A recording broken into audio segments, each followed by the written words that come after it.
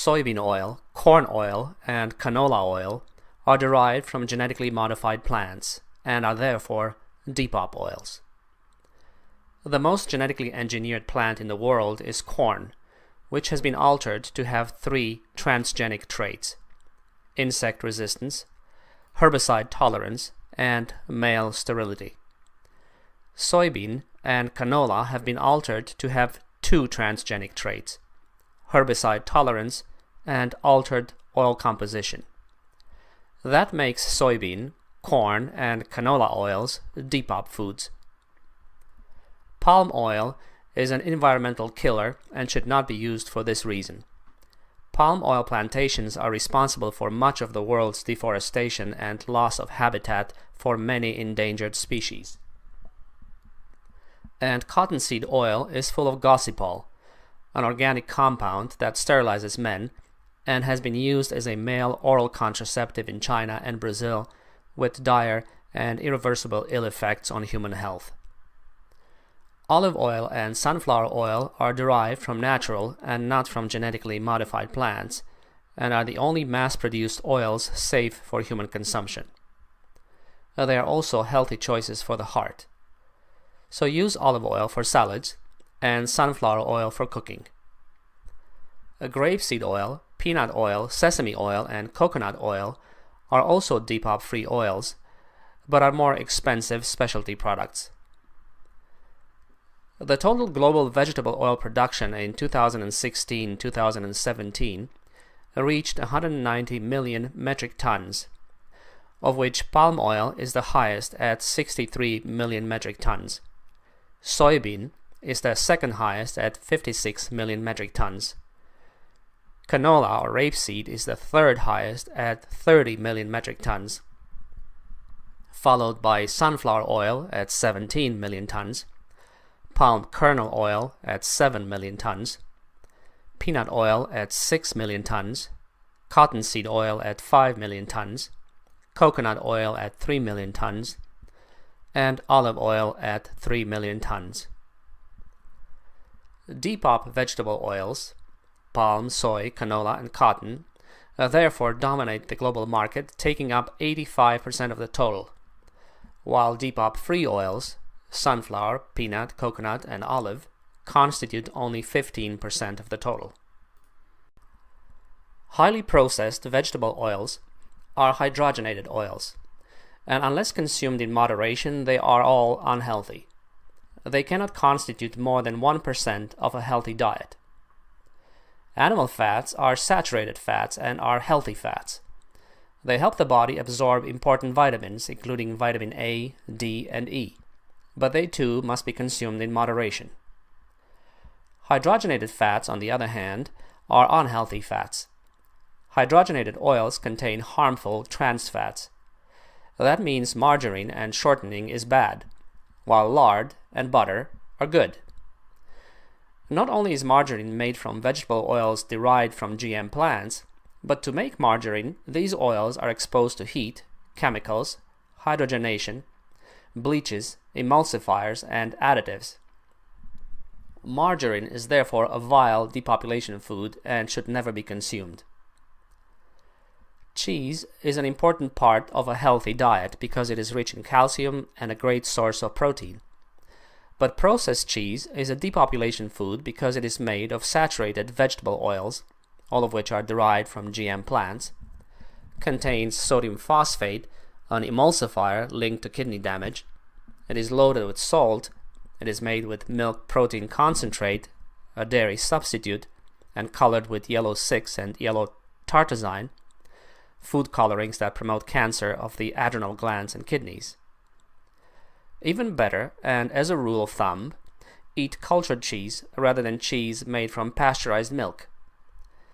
The advent of the industrial use of hydrogenated oils coincides with the time when the depopulation lobby started using food as a weapon of depopulation, namely the 1950s. It is at that time that false science encouraged people to abandon animal fat and to instead use hydrogenated plant oils. As a result, people stopped eating butter and started eating margarine, and stopped cooking with butter fat, beef tallow, and lard, thus with animal fats, and started instead cooking with hydrogenated vegetable oils.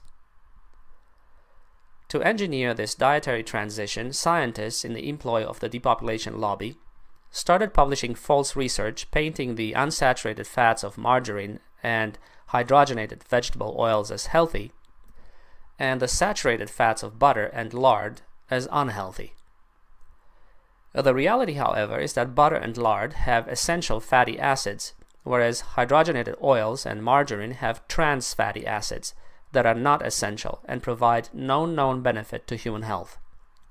Quite the contrary, artificially hydrogenated oils are far more detrimental to our health than the saturated fat in butter. The trans fatty acids contained in hydrogenated vegetable oils and margarine raise the bad cholesterol levels, the so-called LDL cholesterol, and lower the good cholesterol levels, namely the HDL cholesterol, causing coronary heart disease. The consequences of eating a diet high in artificially hydrogenated oils are many, because they can cause serious degenerative diseases. The process of hydrogenating oils produces trans fats, and trans fats are toxic to our systems because they are not seen in nature, and our bodies cannot properly utilize them. Hydrogenated oils are partially responsible for the epidemic of heart disease, breast and prostate cancer, birth defects, type 2 diabetes, autoimmune disease, asthma, and allergies that have gripped the developed world. They alter the structure and flexibility of cell membranes, causing the disintegration of human health on the cellular level, just as the depopulation lobby intended it because it needed a way to shorten our lifespans. Hydrogenated oils, therefore, help the depopulation lobby tackle the overpopulation problem at the back end of life by shortening lifespan. This is their true purpose and the reason why they are being put into any and all processed and fast foods. Body cell membranes are made of cholesterol, protein, and fats. The human body's fat makeup is largely of saturated and monounsaturated fatty acids. We contain very little polyunsaturated fat. Cell membranes have to allow the various nutrients that body cells need from the blood, but must stop harmful pathogens. They must be stable. An intake of large quantities of polyunsaturated fatty acids changes the constituency of cholesterol and body fat. Cell membranes become softer and more unstable. Polyunsaturated fats also suppress the immune system. Not surprisingly, the health effects are legion. Hydrogenated oils are responsible for directly promoting heart disease, contributing to breast, prostate, colon, and skin cancer, low birth weight infants, raising LDL, thus bad cholesterol, and lower HDL, thus good cholesterol, raising blood sugar levels and promoting weight gain, interfering with the absorption of essential fatty acids and DHA, which is an omega-3 fatty acid that is a primary structural component of the human brain, impairing brain function and damaging brain cells, accelerating tumor growth, accelerating the progress of type 2 diabetes, raising serum cholesterol, impairing immune system function, promoting attention deficit hyperactivity disorder or ADHD, impairing development of the brain of fetuses, causing gallbladder disease, causing liver disease, clogging blood by making blood cells stick together, blocking the body's creation of natural pain-reducing hormones, so-called eicosanoids, causing the creation of free radicals that promote inflammation, creating nutritional deficiencies of healthy oils and essential fatty acids, promoting cystic fibrosis, lowering essential fatty acids in the breast milk of nursing mothers, clogging artery walls and promoting atherosclerosis, causing gum disease and rotted teeth, lowering tissue oxygen intake, directly damaging blood vessels, causing high blood pressure, weakening cell walls and compromising cellular structure, as well as causing dandruff and acne. The total amount of fats in our diet today is almost the same as it was at the beginning of this century. What has changed is the types of fats we eat. At the turn of the century, we ate primarily animal fats that are largely saturated and monounsaturated. Now we are eating more polyunsaturated fats, which is partially why we have all these health problems. Hydrogenated oils are manufactured by a series of mechanical and chemical processes. First, the seeds are husked and cleaned of dirt and dust, then crushed. The crushed seeds are then heated to temperatures between 110 and 180 degrees Celsius, that's 230 to 360 degrees Fahrenheit, in a steam bath to start the oil extraction process. The seeds are put through a high-volume press, which uses high heat and friction to press the oil from the seed pulp. The seed pulp and oil are then put through a hexane solvent bath and steamed again to squeeze out more oil. Hexane is produced by the refining of crude petroleum oil and is potentially carcinogenic. Then the seed oil mixture is put through a centrifuge and phosphate is added to begin the separation of the oil and seed residues. After solvent extraction, the crude oil is separated and the solvent is evaporated and recovered. The seed pulp residues are conditioned and reprocessed to make byproducts such as animal feed. The crude vegetable oil is then put through further refining techniques, including degumming, neutralization, and bleaching. In the degumming process, water is added to the oil. After a certain reaction period, the hydrated phosphatides can be separated either by decantation, also called settling, or continuously by means of centrifuges. In this process, a large part of water-soluble and even a small proportion of the non-water-soluble phosphatides are removed. The extracted gums can be processed into lecithin for food, feed, or for technical purposes.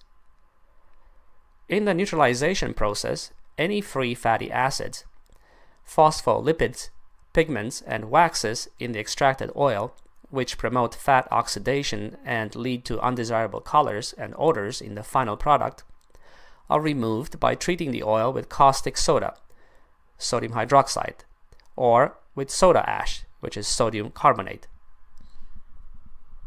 The impurities settle to the bottom and are drawn off. The refined oils are lighter in color, less viscous, and more susceptible to oxidation. In the bleaching process, any off-colored materials in the oil are removed. The heated oil is treated with various bleaching agents such as fuller's earth, activated carbon, or activated clays.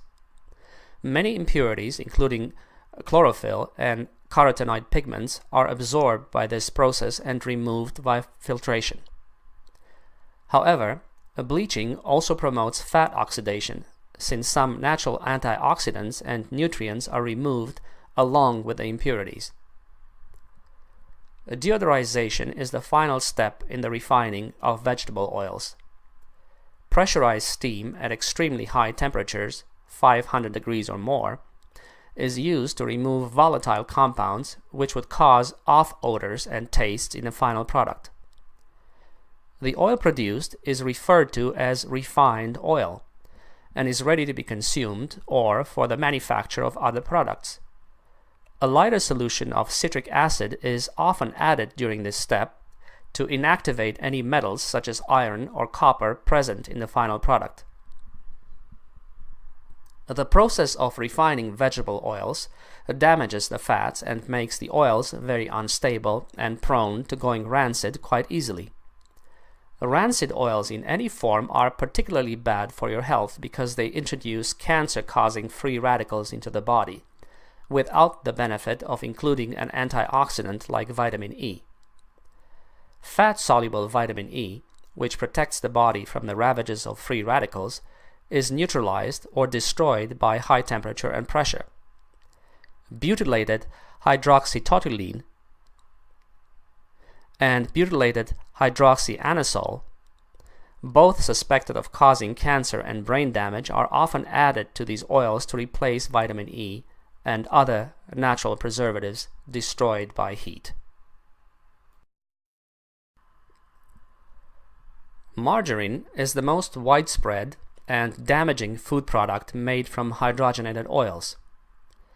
It was created in France in 1869 to be a butter substitute for the armed forces and the lower classes, but at that time it was made primarily from beef fat and not hydrogenated oils. It was only at the beginning of the 20th century that margarine began to be manufactured from hydrogenated oils, and more so in the US than in Europe. In 1930, the average American ate over 18 pounds, that's 8.2 kilograms of butter, and just 2 pounds, that's 0.91 kilograms of margarine. But by the end of the 20th century, the average American ate 5 pounds of butter, that's 2.3 kilograms, and nearly 8 pounds, that's 3.6 kilograms of margarine. Modern margarines can be made from any variety of animal or vegetable fats mixed with skim milk, milk powder, water, citric acids, carotenoids, vitamins, salt, and emulsifiers such as lecithin. And most of the lecithin added to margarine is derived from GM soybean plants, which makes margarine a depopulation food in more than just one way. There is nothing natural about margarine. Unlike butter, which is made from milk, cream, and salt, margarine can contain a dozen depopulation poisons in addition to the hydrogenated oils that make up the bulk of their content, and that undergo nearly a dozen chemical processes and are therefore full of chemical residues.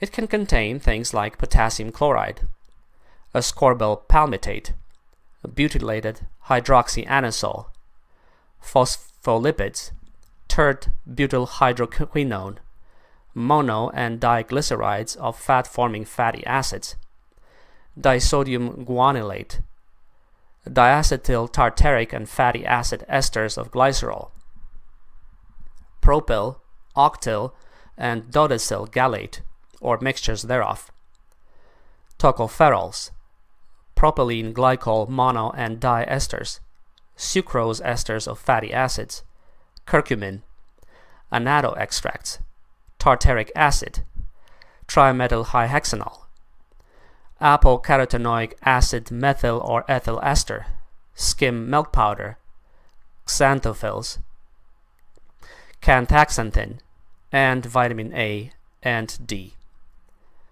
The hydrogenation process that solidifies the oils so that they are spreadable produces trans fatty acids that rarely occur in nature and that are unhealthy because the body does not know what to do with them. In addition, the heat treatment alone that margarine is subjected to makes it nutritionally inadequate. When the massive chemical treatment and unnatural fats are added, the end product can hardly be called either natural or healthy. Margarine is pure and simple a depopulation food that should never be consumed. Let us now see where these hydrogenated oils are used and what foods they adulterate. Soybean oil first. GM soy oil and protein pops up in baked goods. Soy oil and soy protein are used in the manufacturing of breads, cookies, crackers, and other baked goods. Soy protein improves texture, holds moisture, creates cake richness, whitens bread, extends shelf life, reduces breakage and crumbling, improves manufacturing, handling, and machine ability, and apparently improves mouthfeel. Soy protein is used extensively as an ingredient in hot cereal mixes and breakfast bars to boost protein value and quantity. Pasta products can be fortified with soy protein to increase nutritional value. For instance, the U.S. National School Lunch Program uses soy-fortified pastas with 15 to 17% protein content. Soy isolates are used in coffee whiteners, liquid whipped toppings, and pre-whipped toppings. They are also used in sour cream dressings to emulsify fat, control viscosity, and provide textural characteristics. Instant beverages used as meal replacements often contain soy concentrates and soy isolates as a source of protein. Processed meat, poultry, and fish products have soy protein added to them to lower the price. Adding soy protein to meat and poultry products can also enhance moisture holding, texture, binding, and cohesion, product yield, juiciness, protein quality, appetizing color and appearance, a longer shelf life, and palatability. A number of dairy analog products have been developed with soy protein, including imitation milk, imitation cheese, non-dairy frozen desserts, coffee whiteners, yogurt, and others. Soy protein lowers cost, improves nutrition, and reduces allergenic response. Many companies produce soy and milk protein blends for food manufacturing, combining the two to offer protein content similar to milk in a non-fat dry milk form. The different blends are used as a complete or partial replacement for non-fat dry milk in baked goods, sauces, meat products, and other foods. What about corn oil? The most popular foods that contain corn oil are French fries, fried chicken, pastries, salad dressings, and popcorn. Corn oil is the most widespread frying oil applied for cooking French fries at large fast food restaurants, with 69% of fast food chains in the US using corn oil alone or in mixture with other vegetable oils for French fries, while only 20% of small fast food restaurants serve French fries made with corn oil. Corn oil has a very high smoke point at 450 degrees Fahrenheit or 232 degrees Celsius, which makes it a good choice for frying and deep frying, as its fatty acids won't break down and the oil won't emit smoke. Due to this fact, corn oil is often used for frying chicken. Sometimes it is a component of vegetable oil, also popular in fast food restaurants. Corn oil is light in texture and can be used for baking. Its taste is mild and it is not felt in baked products. It is often added for baking cornbread and corn cookies, as well as added to muffins and cakes. Corn oil is also a base for salad dressings, mayonnaise, sauces, and marinades. Canola oil. Canola oil, also known as rape oil or rapeseed oil, is used in baked goods and in the manufacture of margarines, salad dressings, certain emulsifiers, and even vitamin E. The meal obtained after the oil is pressed from the seeds is used as animal feed, especially for swine. If it comes from Canada, you can be certain that it is GM canola because 96% of the canola grown there is genetically modified, and you should avoid it like the pest.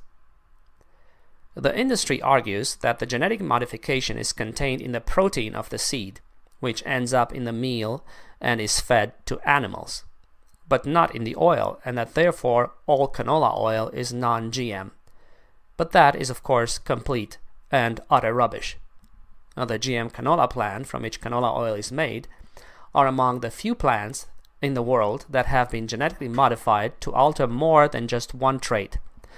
The canola plant has been genetically modified to lend it two transgenic traits: herbicide tolerance and altered oil composition. Cottonseed oil. The biggest producers of cotton are the countries where cottonseed oil is the hardest to avoid. India produces 1.2 million metric tons of cottonseed oil. China, 1.1. Pakistan, 476,000 metric tons. Brazil, 320,000. The US, 272,000. Uzbekistan, 230,000. Turkey, 182,000. Australia, 109,000. Turkmenistan, 84,000. Mexico, 56,000. Myanmar, 50,000. And Mali, 47,000 metric tons.